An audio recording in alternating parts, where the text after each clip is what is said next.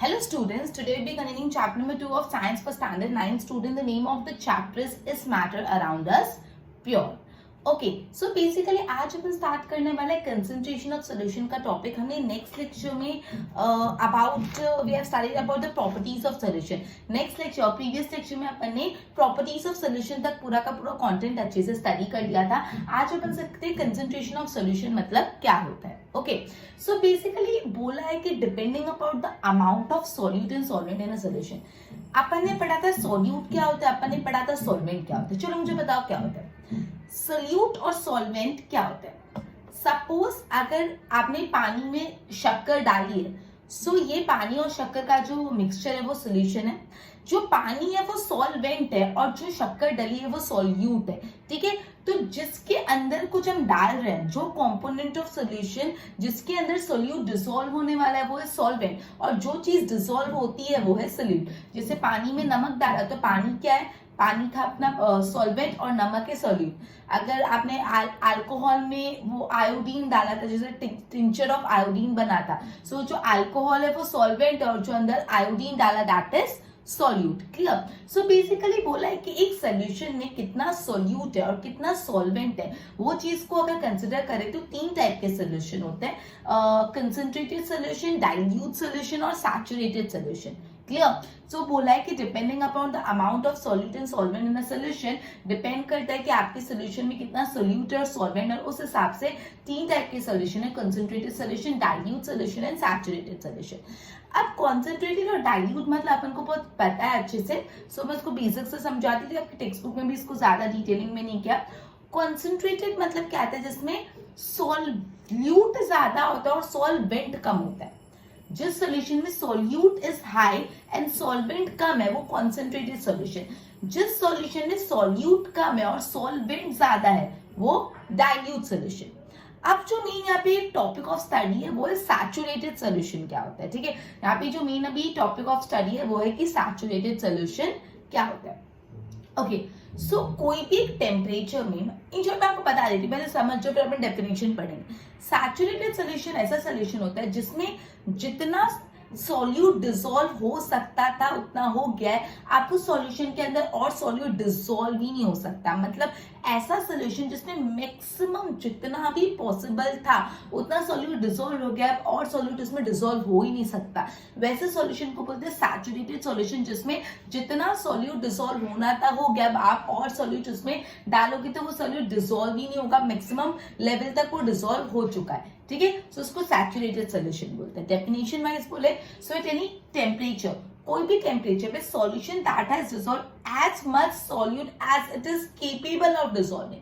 जिस सॉल्यूशन ने उतना सॉल्यूट डिसॉल्व कर दिया जितना वो केपेबल है डिसॉल्व करने के लिए. Solution that has dissolve as much solute as it is capable of dissolving. जितना भी वो सॉल्यूट डिसॉल्व करने की ताकत रखता था, केपेबल था, उतना उसने अपने में डिसॉल्व कर लिया है. ऐसे सॉल्यूशन को बोलते हैं saturated solution. Clear. Saturated solution वो सॉल्यूशन होता है जिसके अंदर जितना भी सॉल्यूट डिसॉल्व होना पॉसिबल था उतना हो गया, अब उसके अंदर और सॉल्यूशन सॉल्यूट डिसॉल्व नहीं होगा. वैसे सॉल्यूशन को बोलते हैं saturated solution. In other words हम बोल सकते हैं no more solute can be dissolve in solution. वैसे सॉल्यूशन को बोलते हैं सैचुरेटेड सॉल्यूशन. अगर एक सॉल्यूशन के अंदर और सॉल्यूट डिसॉल्व ही नहीं हो सकता तो वो सॉल्यूशन क्या हो गया, सैचुरेटेड सॉल्यूशन. तो इन शॉर्ट सैचुरेटेड सॉल्यूशन वो सॉल्यूशन होता है जिसमें जितना वो सॉल्यूशन केपेबल था सॉल्यूट डिसॉल्व करने के उतना उसने कर दिया, अब आगे उसमें कोई भी सॉल्यूट डिसॉल्व नहीं होगा. वैसे सॉल्यूशन को बोलते हैं सैचुरेटेड सॉल्यूशन. ओके, अब आता है सॉल्युबिलिटी क्या होता है. सॉल्युबिलिटी.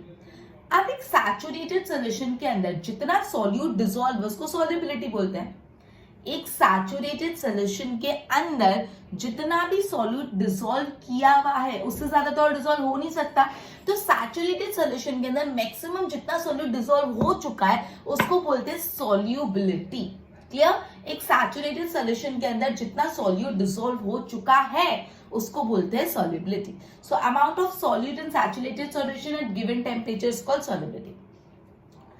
अगर एक सॉल्यूशन में सॉल्यूट कम है as compare to saturation level, मतलब सैचुरेशन लेवल से कम सॉल्यूट है तो वो अनसैचुरेटेड सॉल्यूशन होगा ऑब्वियसली, जिसमें जितना पॉसिबल है उतना, जितना मैक्सिमम वो सॉल्यूशन डिसॉल्व करने की केपेबल है उतना सॉल्यूट डिसॉल्व नहीं हुआ तो वो अनसैचुरेटेड सॉल्यूशन। क्लियर?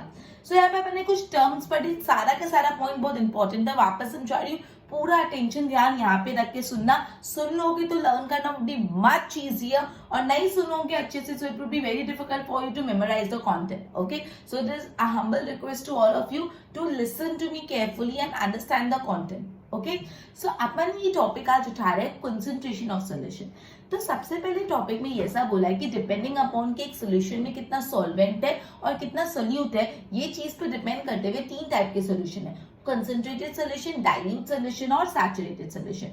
सॉल्वेंट क्या होता है, सोल्यूट क्या होता है, अपन ऑलरेडी बहुत बार डिस्कस कर चुके हैं।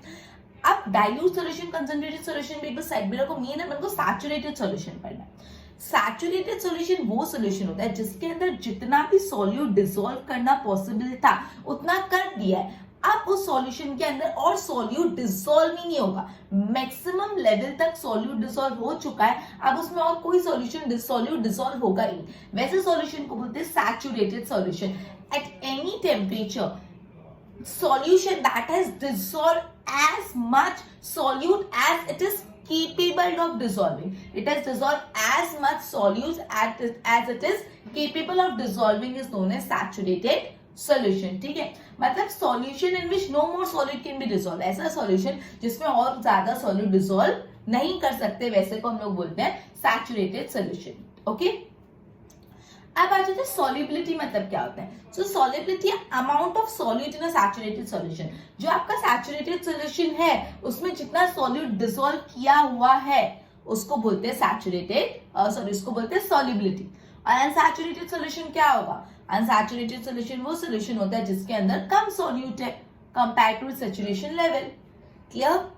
नेक्स्ट आ जाता है अपन कंसंट्रेशन ऑफ, ये कंसंट्रेशन ऑफ सॉल्यूशन होता क्या, मतलब amount of solute present in given amount of solution, solution में कितना सॉल्यूट प्रेजेंट है उसको बोलते हैं हम कॉन्सेंट्रेशन ऑफ सोल्यूशन। एक सोल्यूट के अंदर सॉरी एक सोल्यूशन के अंदर कितना सॉल्वेंट प्रेजेंट है, कॉन्सेंट्रेशन मतलब कितना इकट्ठा हुआ है, कंसंट्रेट कितना हुआ है। सो बेसिकली एक सोल्यूशन के अंदर कितना सॉल्यूट प्रेजेंट है उसको बोलते हैं हम कॉन्सेंट्रेशन ऑफ सोल्यूशन। क्लियर? अब कॉन्सेंट्रेशन ऑफ सोल्यूशन क्या, अगर मैं डेफिनेशन बोलूं तो क्या है, concentration of solution is the amount of the solute that is present in the given amount of solution या तो solvent. Amount of solute present in a given amount of solution और सॉल्वेंट, जितना भी solution है उसमें जितना solvent डाला है आपने उसको बोलते हैं कॉन्सेंट्रेशन ऑफ सॉल्यूशन, वो पूरे सॉल्यूशन का कॉन्सेंट्रेशन है। अब इसको फॉर्मूला फॉर्म में लिखोगे, so concentration of solution is equal to amount of solute ऊपर और divide by amount of solution. Clear? Formula में कैसे लिखोगे, concentration of solution is equal to amount of solute divide by amount of solution, amount of solute divide by amount of solution. अब concentration of solution निकालने के दो method है, एक है mass by mass percentage of solution, एक mass by volume. अब देखो सिंपल है, मास बाय मास परसेंटेज में क्या होगा, मास by mass, so mass of solute divide by mass of solution, mass by mass है मतलब मास ऊपर भी मास और नीचे भी मास, तो mass of solute divide by mass of solution। mass by volume में क्या होगा, mass by volume, तो ऊपर मास और नीचे वॉल्यूम, तो mass of solute divide by volume of solution multiply by 100।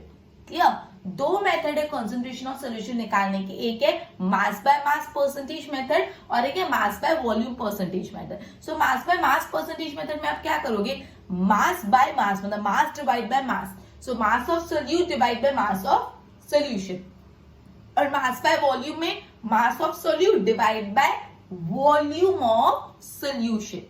Clear हुआ इतना? ओके, सो इसके रिलेटेड अपन सम करेंगे, उससे पहले मैं इतना वापस रिवाइज करा रही हूँ, pay attention over here. So we have started today with the topic of concentration of solution. So it is like depending upon the amount of solute and solvent in a solution, the solution are of three types: concentrated, dilute and saturated. Our study over here is of saturated solution. So saturated solution means at any given temperature, solution that has dissolved as much as solute that it is capable of dissolving such a solution is known as saturated solution. And if we put this in other words, so means a solution in which no more solute can be dissolved is known as saturated solution. A solution in which no more solute could be dissolved is known as saturated solution. Okay. Now we have studied about what is concentration of solution. So concentration of solution is amount of solute present in given amount of solution या तो solvent. And to put it in formula form, so it is concentration of solution is equal to amount of solute divided by amount of solution. That is एक solution में कितना solute present है. And there are two way of calculating it. First is mass by mass percentage method and the other is mass by volume percentage method. ठीक है. So mass by mass में अपन क्या लिखेंगे, mass of solvent divide by mass of solution, और mass by volume में mass of solute divide by volume of solution. Clear? Okay. So इतना मैं I am first explaining you the sum, तो पूरा ध्यान बोर्ड पे देना. We will be solving together, right? Let's start. Okay. Example 2.1. I will be reading the content. The solution contain 40 gram of common salt. एक solution है, उस solution में क्या है, 40 ग्राम का कॉमन सॉल्ट है. कॉमन सॉल्ट 40 ग्राम का, एक सोल्यूशन में 40 ग्राम कॉमन सॉल्ट है इन 320 ग्राम ऑफ वाटर. और यहाँ पे 320 ग्राम क्या है, वाटर. चलो अब मुझे जरा ये बताओ, ये सोल्यूशन में एक तो नमक है और दूसरा वाटर है. तो मुझे बताओ इसमें सोल्यूशन क्या, सॉल्वेंट क्या होगा और सोल्यूट क्या होगा. यस, ये जो नमक है वो सोल्यूट है और ये जो पानी है वो सॉल्वेंट है. इतना तो क्लैरिटी आई थिंक अपन को आ गई अभी तक, as we have done much of it. ये बोला एक सोल्यूशन में 40 ग्राम कॉमन सॉल्ट है और 320 ग्राम वाटर है. सो ये जो 40 ग्राम कॉमन सॉल्ट है वो सोल्यूट है और जो 320 ग्राम वाटर है वो सॉल्वेंट है. अब इन दोनों को प्लस कर देंगे तो अपना सोल्यूशन आ जाएगा. टोटल कितना है solution, 320 gram water plus 40 gram of common salt. तो टोटल मेरा है 360 ग्राम का मेरा पूरा सोल्यूशन बन गया. अब अपन को क्या फाइंड करना है, calculate the concentration. Concentration calculate करना है. Okay, we need to calculate concentration of solution. अब देखो मेथड बताई हुई है क्या, yes, by mass percentage of solution. Mass by mass, कौन सा है अपन को, mass by mass. m by m लिख रही हूँ, जगह कम है इसलिए. तो इसकी फॉर्मूला क्या है, मास of solute divide by mass of solution multiply by 100. तो चलो मुझे बताओ मास ऑफ सोल्यूट कितना है. ये रहा सोल्यूट, उसका मास है 40 grams divide by mass of solution. Mass of solution कितना है, 360. सोल्यूशन का मास बोला है 360. गलती से वाटर का मास मत लिख देना, अपन को सोल्यूशन का मास लिख देना. सोल्यूशन मतलब वाटर और कॉमन सॉल्ट को प्लस करके 360 multiply by 100. And when you solve this, it would be 11.1. And don't ever forget to write percentage. ये अपन percentage में ही calculate करते हैं. तो ये अपन ने पूरा सम किया. एग्जाम्पल 2.1 जिसमें बोला एक सोल्यूशन के अंदर 40 ग्राम कॉमन सॉल्ट है और 320 ग्राम वाटर. तो कॉमन सॉल्ट अपन ने ऑब्वियसली सोल्यूट है एंड वाटर इज सॉल्वेंट. इन दोनों को टोटल करके सोल्यूशन का मास निकाल दिया 360. फिर बोला कॉन्सेंट्रेशन ऑफ सोल्यूशन फाइंड करो by mass by mass. Mass by mass मतलब mass of solute divide by mass of solution multiply by 100. So mass of solute कितना है, 40 ग्राम, और मास ऑफ सोल्यूशन कितना है, 360 gram. So 40 gram divide by 360 gram multiply by 100 is equal to 11.1%. Clear? चलो अब मैं board से जितना एक्सप्लेन करा था गो थ्रू करवा देती हूँ. Standard 9 science chapter 2 is matter around us pure. So concentration of solution क्या होता है, depending upon the amount of solute in solvent. Solution dilute होते हैं, कॉन्सेंट्रेटेड होते हैं, सैचुरेटेड होते हैं. अपन को यहाँ पे क्या पढ़ना है, about saturated solution. So saturated solution क्या होता है, at any given temperature solution that has dissolve as much solute as it is capable of dissolving is known as saturated solution, right? That is, in other words, no more solid can be dissolved in the solution. वैसे solution को बोलते हैं saturated solution. Now, amount of solute in a saturated solution. Saturated solution में जितना solute present होता है उसको बोलते हैं solubility, right? And if solute is less than the saturated, solute is less than the saturation level, so such a solution is called unsaturated solution. Concentration of solution is equal to amount of solute present in the given amount of solution. Just a minute.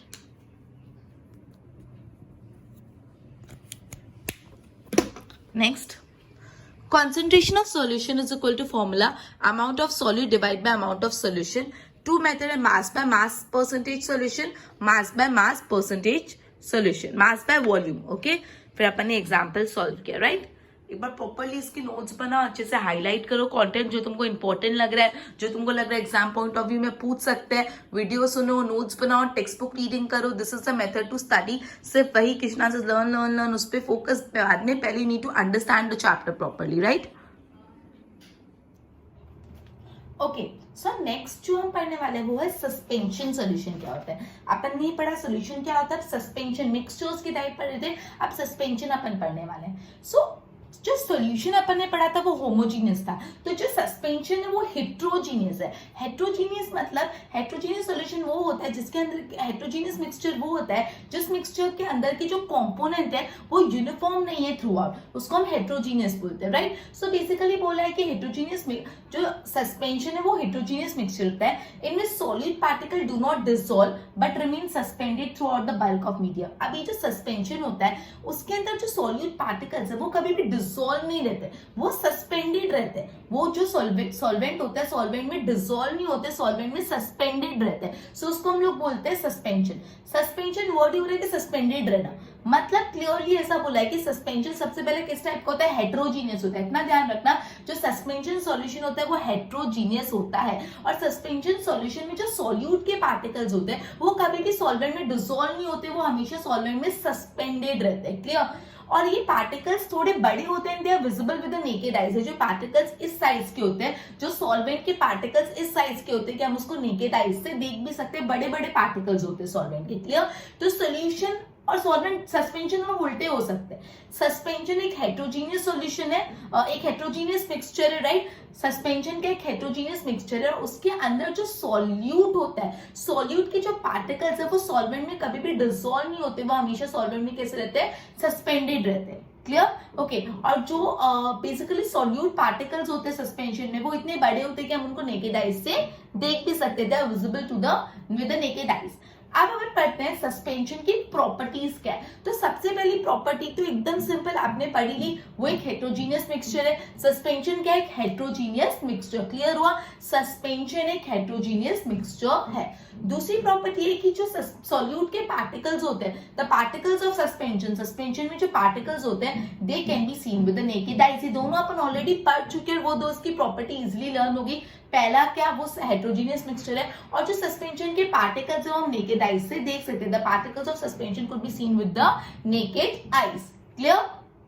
उसके बाद particles of scatter. अब ये इतने बड़े होते हैं कि जब एक टॉर्च लाइट या एक बीम लाइट से आप उस सोल्यूशन में, आप उस मिक्सचर में, सस्पेंशन वाले मिक्सचर में जब एक बीम ऑफ लाइट पास करो तो आपको पार्टिकल्स वो बीम ऑफ लाइट स्कैटर करेंगे और सारे के सारे पार्टिकल्स आपको क्लियरली विजिबल होंगे. ठीक है? सॉल्यूशन में कैसा था? जब सॉल्यूशन वाले मिक्सचर में आप एक टॉर्च लाइट से for example beam of light pass कर रहे हैं तो बीम ऑफ लाइट आपको दिखेगी ही नहीं, क्योंकि जो सॉल्यूशन के अंदर पार्टिकल्स है वो बीम ऑफ लाइट को स्कैटर करते ही नहीं. लेकिन यहाँ पे जो सस्पेंशन के पार्टिकल्स है वो बिग इनफ है, वो लार्ज पार्टिकल्स है, they could be seen with the naked eyes. और जब उसमें से लाइट पास आप करोगे तो वो जो पार्टिकल्स है वो क्लियरली विजिबल होंगे और वो बीम ऑफ लाइट स्कैटर हो गया, हम बीम ऑफ लाइट को देख भी पाते हैं. वो beam of light upon solution में नहीं देख सकते थे लेकिन सस्पेंशन में देख सकते हैं, क्योंकि जो सस्पेंशन के पार्टिकल्स है वो बड़े होते हैं. क्लियर? थर्ड है solid particle settle down when suspension is left undisturbed. मतलब जो सस्पेंशन को हमने थोड़ा टाइम के लिए ऐसे ही छोड़ दिया तो जो सॉल्यूट के पार्टिकल्स है ना वो नीचे सेटल डाउन हो जाएंगे. ऐसा सॉल्यूशन में नहीं होता था। सॉल्यूशन में आप, जैसे मैंने आपको बताया कि पानी में नमक डाल के घोल दिया और थोड़ा टाइम तक रख दे कि अब नमक नीचे आ जाएगा, नहीं। लेकिन सस्पेंशन में ऐसा होता है कि जो भी सॉल्यूट पार्टिकल्स होते हैं, अगर आप पूरे के पूरे सॉल्यूशन को थोड़े टाइम तक अनडिस्टर्ब रहने दोगे तो जो सॉल्यूट के पार्टिकल्स है नीचे सेटल डाउन हो जाएंगे। क्लियर?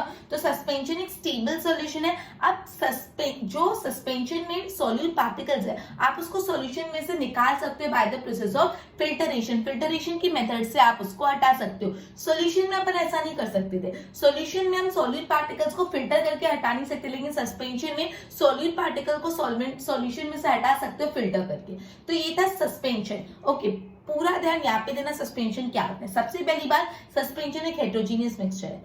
सस्पेंशन जो मिक्सचर है उसके अंदर जो पार्टिकल्स है, जो सॉल्यूट पार्टिकल्स है, वो कभी भी सॉल्वेंट में डिसॉल्व नहीं होते, वो हमेशा सस्पेंडेड रहते हैं। और ये जो सॉल्यूट पार्टिकल्स है, मतलब ये जो पार्टिकल्स होते हैं सस्पेंशन के, वो इतने बड़े होते हैं कि हम उनको नेकेड आई से देख भी सकते हैं। फिर अपन पढ़े प्रॉपर्टीज ऑफ सॉल्यूशन, जिसमें सबसे पहले अपन ने पढ़ा कि जो सॉल्यूशन है वो हेटेरोजीनियस मिक्सचर है। सॉल्यूशन क्या है? हेटेरोजीनियस मिक्सचर है। और जो भी सस्पेंशन के पार्टिकल्स है वो इतने बड़े होते हैं कि it could be seen with the naked eyes. तीसरा, जो सस्पेंशन सॉल्यूशन की जब आप बीम ऑफ लाइट पास करोगे तो जो सॉल्यूशन की सस्पेंशन की जो पार्टिकल्स है वो बीम ऑफ लाइट को स्कैटर करेंगे और आप इजीली वो लाइट का पाथ देख सकते हो। चौथी बात है, जब आप सॉल्यूशन को थोड़े टाइम तक छोड़ दोगे तो जो सॉल्यूट के पार्टिकल्स है वो नीचे सेटल डाउन हो जाएंगे। जब आप सॉल्यूशन को थोड़े टाइम तक छोड़ दोगे तो सॉल्यूट के पार्टिकल नीचे सेटल डाउन हो जाएंगे और ये सॉल्यूट के पार्टिकल्स को आप सॉल्यूशन में से निकाल सकते हो फिल्टरेशन करके भी आप सॉल्यूट पार्टिकल्स को सॉल्वेंट में से हटा सकते हो। क्लियर? ओके, सो अपन ये मिक्सचर्स के टाइप पढ़ रहे हैं। अपन ने पढ़ा सॉल्यूशन, फिर अपन ने सस्पेंशन पढ़ा। जो थर्ड एंड लास्ट है वो कोलोइडल सॉल्यूशन क्या होता है। क्लियर? अपन ये भी क्या पढ़ रहे, अलग अलग मिक्सचर के प्रकार पढ़ रहे हैं। 3 टाइप के मिक्सचर है। कौन सा? एक सॉल्यूशन, दूसरा सस्पेंशन और तीसरा कोलोइडल सॉल्यूशन। तो अपन ने सॉल्यूशन और सस्पेंशन तो कटी, और ये पढ़ने से इतना अंदाजा लग गया कि दोनों उल्टे हैं। वो होमोजीनियस है तो हेटेरोजीनियस है। इसके पार्टिकल छोटे तो इसके पार्टिकल बड़े हैं। ये बीम ऑफ लाइट स्कैटर नहीं करता तो ये बीम ऑफ लाइट स्कैटर करता है। यहाँ पे पार्टिकल सेटल नहीं होते, सेटल डाउन नहीं होते तो यहाँ पे सेटल डाउन हो जाता है। यहाँ पे पार्टिकल्स को फिल्टर नहीं कर सकते बाय प्रोसेस ऑफ फिल्टरेशन, यहाँ पे कर सकते हैं। टोटल उल्टा है। सॉल्यूशन और सस्पेंशन टोटल उल्टा है, राइट? अब अपन बैठते हैं कोलोइडल सॉल्यूशन क्या है। कोलोइडल सॉल्यूशन इन दोनों के बीच का मान सकते हो। कैसे? Let's start. So basically colloidal solution के अंदर जो पार्टिकल्स है वो यूनिफॉर्मली स्प्रेड होते हैं। अब एक्चुअली यहाँ पे जो पार्टिकल्स है वो सॉल्यूशन जितने छोटे भी नहीं होते और सस्पेंशन जितने बड़े भी नहीं होते, वो दोनों के बीच के साइज के होते हैं, लेकिन रिलेटिवली वो स्मॉलर होते हैं कंपेयर टू सस्पेंशन। क्लियर? जो कोलोइडल सॉल्यूशन के अंदर पार्टिकल्स होते हैं वो सॉल्यूशन जितने छोटे भी नहीं होते और वो सस्पेंशन वाले मिक्सचर जितने बड़े भी नहीं होते, वो समवेयर इन बिटवीन होते हैं। ठीक है? मतलब जो उनकी साइज ऑफ पार्टिकल है it is small compare to suspension.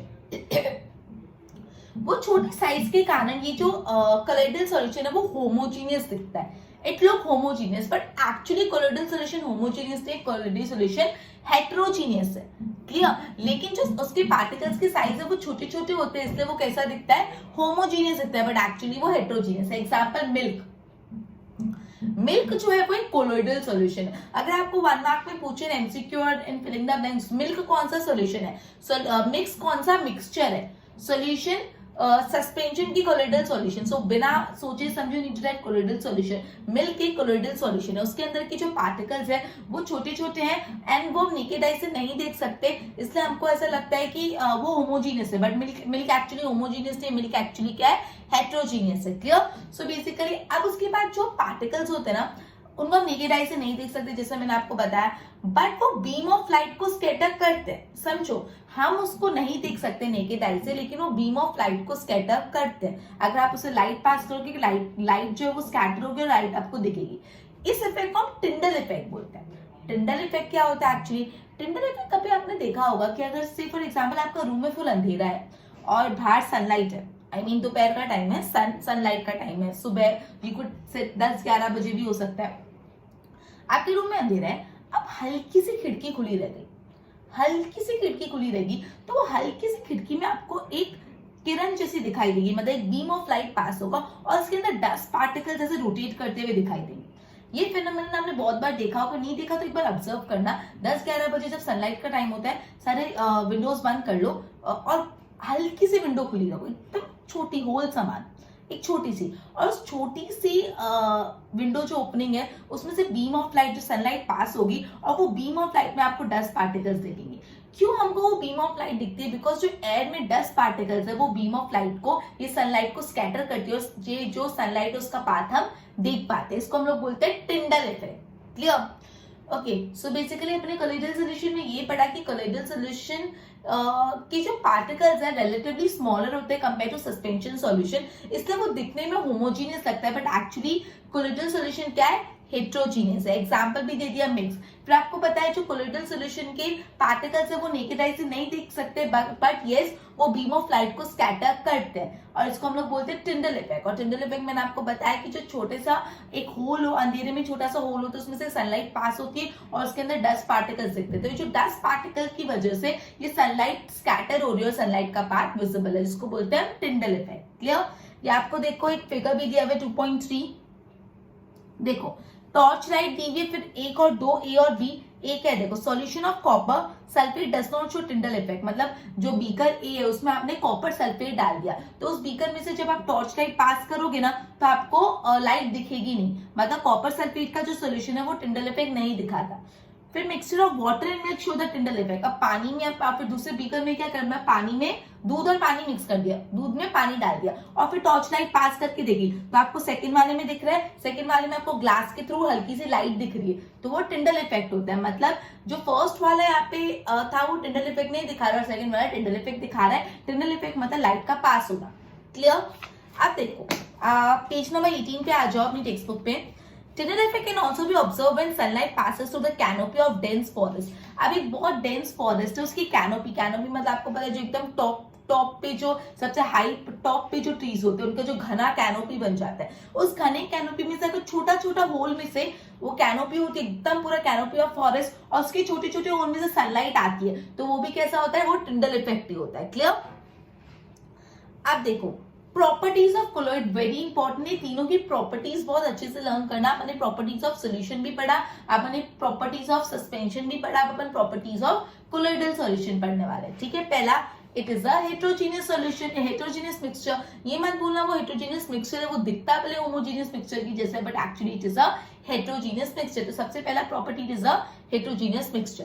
दूसरा, size of particle of colloid is too small to be individually seen with the naked eyes. आप वही बोला है कि जो कोलोइडल सॉल्यूशन के अंदर पार्टिकल्स है वो इतने छोटे कि हम उनको नेकेड आई से तो नहीं देख सकते। क्लियर? पहला वो हेट्रोजीनियस है, दूसरे उसके पार्टिकल्स को नेकेड आई से नहीं देख सकते। तीसरा, colloid are big enough to scatter a beam of light passing through it and make it path visible. Colloidal solution के जो पार्टिकल्स है वो इतने छोटे होते हैं कि हम उनको देख तो नहीं सकते, लेकिन वो इतने बड़े होते हैं कि वो बीम ऑफ लाइट को स्कैटर कर ले और पाथ ऑफ लाइट को दिखे अपन को। मतलब कोलोइडल सॉल्यूशन के जो पार्टिकल्स होते हैं वो स्मॉल होते हैं, इसलिए हम उनको देख नहीं सकते, लेकिन वो इतने भी छोटे नहीं होते कि वो बीम ऑफ लाइट पास नहीं करा पाए। जो सॉल्यूशन था ना उसके पार्टिकल्स इतने स्मॉल होते हैं कि वो बीम ऑफ लाइट भी पास नहीं करा पाए, बीम ऑफ लाइट को स्कैटर नहीं करे।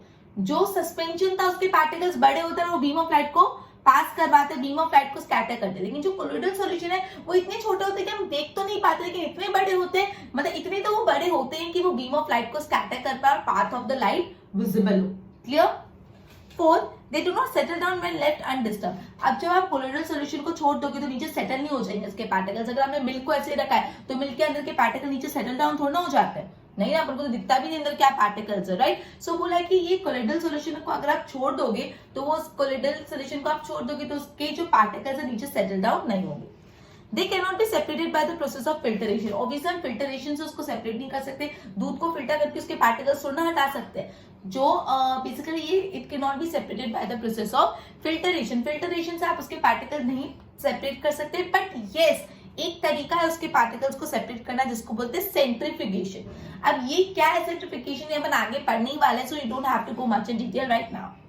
तो बेसिकली अपन ने 4-5 प्रॉपर्टीज ऑफ कोलोइडल सॉल्यूशन पढ़ी जो बहुत ही इंटरेस्टिंग है। सबसे पहला वो क्या है, एकदम लर्न ही हो जाएगी, ध्यान यहाँ पे दोगे ना तो लर्न ही हो जाएगा। पहला वो हेट्रोजीनियस मिक्सचर है। दूसरा, particles are too small that they can not be seen with the naked eye. तीसरा, particles of colloidal solution are big enough to scatter the beam of light. Beam of light को तो scatter कर सकते हैं लेकिन इतने छोटे होते हैं कि हम उनको देख नहीं पाते। और पहला वाला वो हेट्रोजीनियस मिक्सचर है। फिर फोर्थ, जब हमने कोलोइडल सॉल्यूशन को थोड़ा टाइम तक ऐसे ही छोड़ दिया डिस्टर्ब, तो उसके पार्टिकल्स नीचे सेटल डाउन नहीं होंगे। फिर जो उसके पार्टिकल्स ऑफ कोलोइडल सॉल्यूशन आप उसको सेपरेट नहीं कर सकते by the process of filtration. Filter करके आप उसको सेपरेट नहीं कर सकते, ठीक है। आप इसको सेपरेट कर सकते बाय स्पेशल प्रोसेस कॉल्ड सेंट्रिफिकेशन। सेंट्रिफिकेशन एक स्पेशल प्रोसेस है जिससे आप उसको सेपरेट कर सकते हो, लेकिन वो अभी अपन को नहीं पढ़ना। अब डिस्पर्स फेस क्या होता है, डिस्पर्स मीडियम क्या होता है, ये दोनों भी पॉइंट बहुत इंपॉर्टेंट है, एकदम प्रॉपर अटेंटिव लेके यहाँ पे ध्यान देना। डिस्पर्स फेस और डिस्पर्स मीडियम कोलोइडल सॉल्यूशन का ही कंटेंट है, राइट। तो देखो, तो component of the colloidal solution are disperse phase and disperse medium. Colloidal solution के दो कंपोनेंट है, एक है डिस्पर्स्ड फेस और डिस्पर्स मीडियम। जैसे सॉल्यूशन के दो कंपोनेंट थे, एक सॉल्यूट और एक सॉल्वेंट, उसी तरह जो कोलोइडल सॉल्यूशन है उसके दो कंपोनेंट है, डिस्पर्स्ड फेस और डिस्पर्स मीडियम। आपको ना ऐसे पूछे what are the two component of solution, तो आप क्या लोगे कि सॉल्वेंट और सॉल्यूट। और अगर आपको पूछे what are the two component of colloidal solution, तो डिस्पर्स फेस और डिस्पर्स मीडियम। सिर्फ सॉल्यूशन पूछे तो सॉल्यूट और सॉल्वेंट, और कोलोइडल सॉल्यूशन तो डिस्पर्स फेस और डिस्पर्स मीडियम। अब क्या होता है ये देखते हैं। The solute like particles, the solute like component और the disperse particle in the colloid form are called disperse phase. मतलब जो सॉल्यूट वाले पार्टिकल्स होते हैं जो एक्चुअली कोलोइडल सॉल्यूशन में डिस्पर्स्ड होते हैं उसको बोलते हैं डिस्पर्स फेस। मतलब जो कोलोइडल सॉल्यूशन में डिस्पर्स्ड हो रहा है, मतलब मिल्क के अंदर जो छोटे छोटे पार्टिकल्स है उसको बोलेंगे डिस्पर्स्ड फेस। और and the component in which the disperse phase is suspended, और जिस कंपोनेंट के अंदर ये डिस्पर्स फेस सस्पेंड हुआ है तो उसको बोलते हैं हम डिस्पर्स मीडियम। अगर मैं थोड़ा सा समझने के लिए आपके लिए आसान करूं ना, तो जैसे सॉल्यूट होता है ना वो यहाँ पे डिस्पर्स फेस है, और जो सॉल्वेंट होता है ना वो यहाँ पे डिस्पर्स मीडियम है, उस कॉन्टेक्स्ट में। क्लियर। तो बोला है डिस्पर्स फेस क्या होता है, जो कोलोइडल सॉल्यूशन में पार्टिकल सस्पेंडेड होते हैं वो डिस्पर्स फेस, और जो डिस्पर्स फेस जिस कंपोनेंट में सस्पेंडेड होता है उसको बोलते हैं disperse medium. Clear. Colloid are classified according to state, solid, liquid and gases of the dispersed medium and dispersed phase. देखो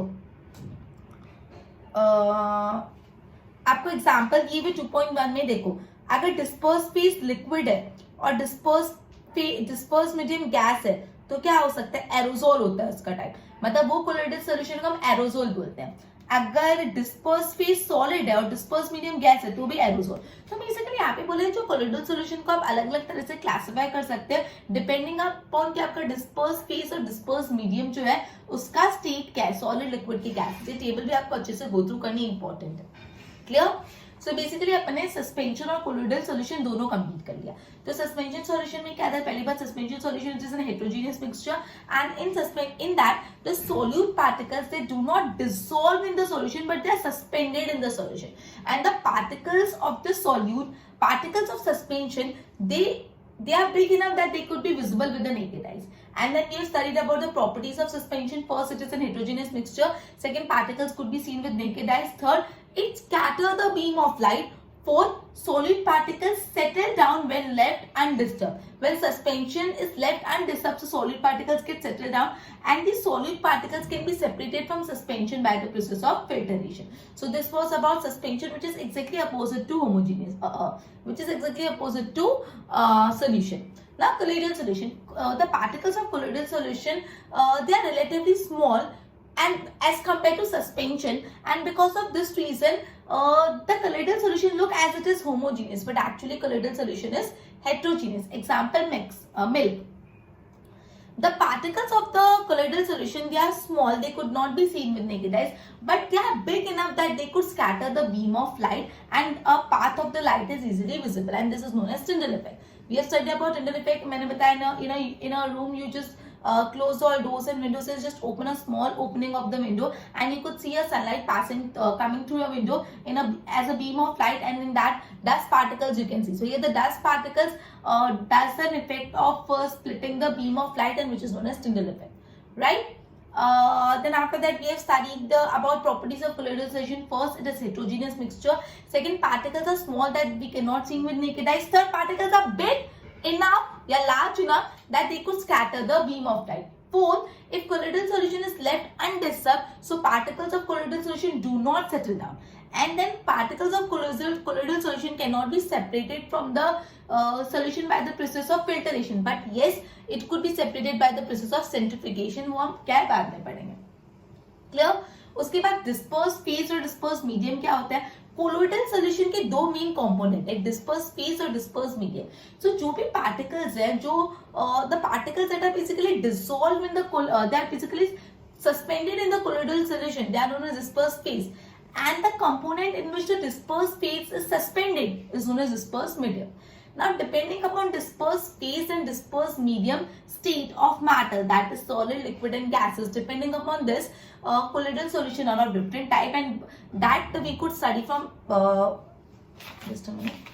Table 2.1, which is important for your objective part, right? So, इतना मैं board से go through करा रही, pay attention over here. Okay, so what is suspension? It is a heterogeneous mixture, and in which solute particles, they do not dissolve but remain suspended throughout the bulk of medium. Particles of suspension, they are visible to the naked eyes. Now, properties of suspension: first, it is an heterogeneous mixture. Second, particles of suspension could be seen with the naked eyes. Then, particles of suspension scatter the beam of light and makes the path visible. Solute particles, they settle down when suspension is left undisturbed, exactly opposite to solution, and suspension is stable. Now, the particles of solute could be separated by the process of filtration.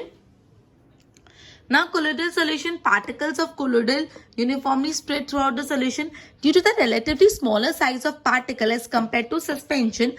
तो ये कैसा लगता है, colloidal solution वो homogeneous mixture लगता है, but actually वो क्या है, heterogeneous mixture. Example milk. Now, they scatter the beam of light and it is known as Tyndall effect, right? एक बार इतना go through करो. तो बेसिकली अपने मिक्सचर के जो तीन प्रकार थे, suspension, solution and colloidal solution, तीनों करिए. तीनों बहुत ही इंपॉर्टेंट है इस चैप्टर में. अच्छे से नोट्स बनाओ, मार्किंग करो. ओके, आगे का टॉपिक हम नेक्स्ट लेक्चर में स्टार्ट करेंगे. Till then good bye.